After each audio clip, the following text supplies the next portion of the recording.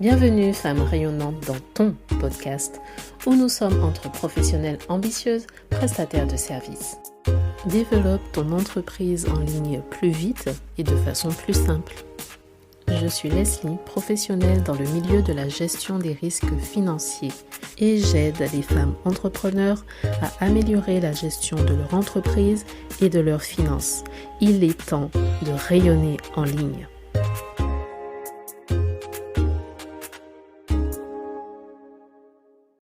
Hello, femme rayonnante.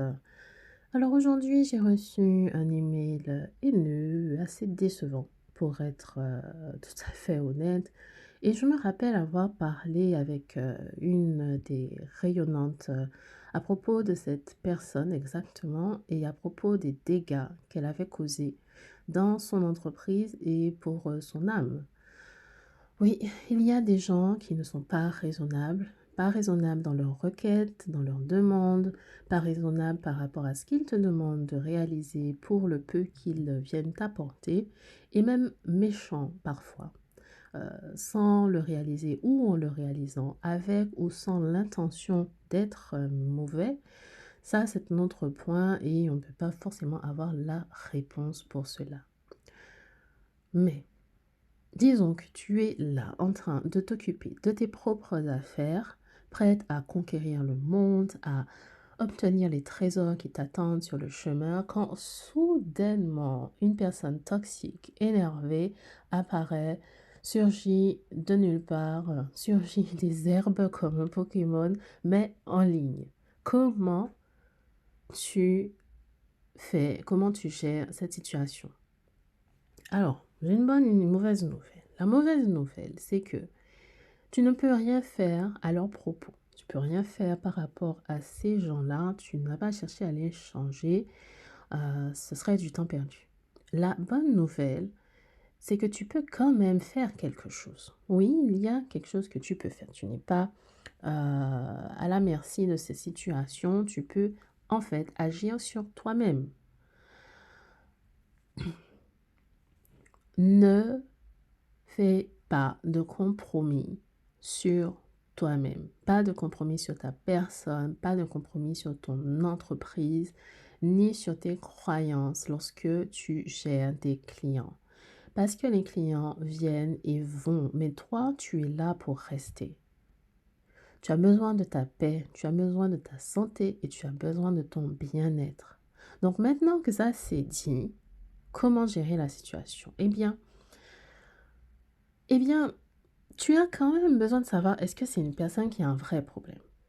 Est-ce que c'est un client ou pas? Parce que ça aussi, c'est très important.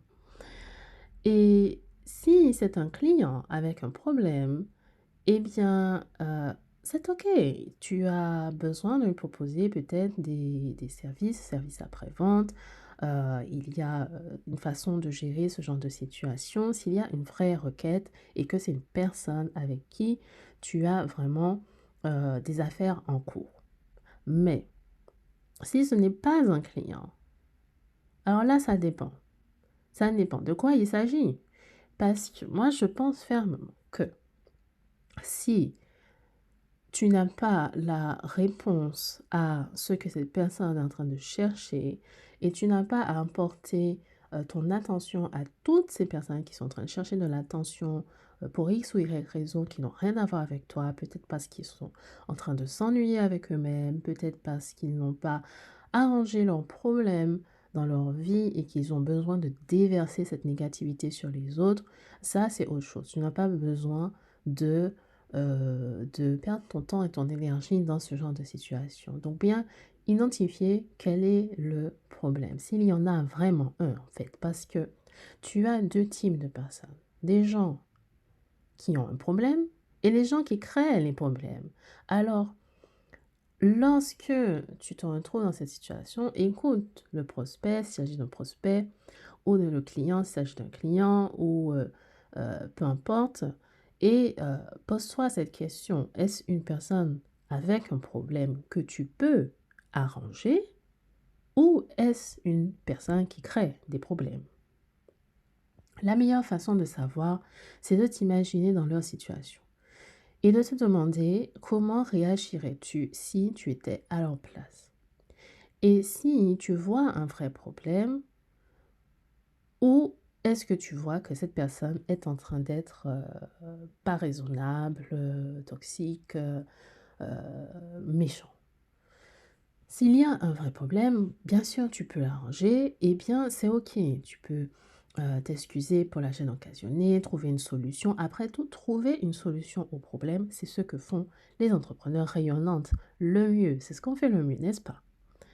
Mais si c'est une personne qui est en train d'être pas du tout raisonnable, qui met la pression, qui crée des problèmes, ben, elle rentre dans l'autre catégorie. Et si tu ne vois pas en quoi cette personne peut être aussi énervée ou qu'il y a un problème, eh bien, oui, c'est qu'elle crée, elle en crée sûrement et que tu ne seras même pas en mesure de l'arranger. Peu importe ce que tu as proposé, ce ne sera jamais assez bien et il est préférable que tu ne gaspilles pas ton énergie dans ces situations. Parfois, la meilleure solution, c'est de s'éloigner de ce genre de personnes. Les gens qui sont pas raisonnables et qui sont méchants, il y en a partout autour de nous. Et après tout, tout le monde peut être méchant, parfois, de temps en temps. Mais souvenons-nous quand même que un comportement qui va être blessant, ça en dit long sur la personne, ça en dit beaucoup plus long sur eux, en fait, ça en dit beaucoup plus sur eux que sur toi avant tout. Parce que derrière ce comportement méchant, toxique, généralement, il y a de la souffrance, de la tristesse. Donc, la façon la plus effective de répondre à la méchanceté serait avec de la gentillesse, de la tendresse, de la compassion, pour s'élever au-dessus de ce comportement toxique et rayonner. Mais je sais, ce n'est pas facile, ce n'est pas du tout évident lorsque en face, cette personne est en train de chercher à t'énerver, de chercher à trouver ta réponse, de te chercher tout simplement et que la réponse la plus courte, la plus brillante et claquante que tu as envie de le dire, c'est va te faire. Mais oui, je sais. Mais pour autant, il faut trouver un moyen d'adresser le problème et puis tout simplement de s'éloigner de ce genre de comportements qui ne sont pas raisonnables et qui viennent gaspiller ton énergie et ton temps. Envoie-leur de l'amour, souhaite-leur ce qu'il y a de mieux et puis éloigne-toi, tout simplement.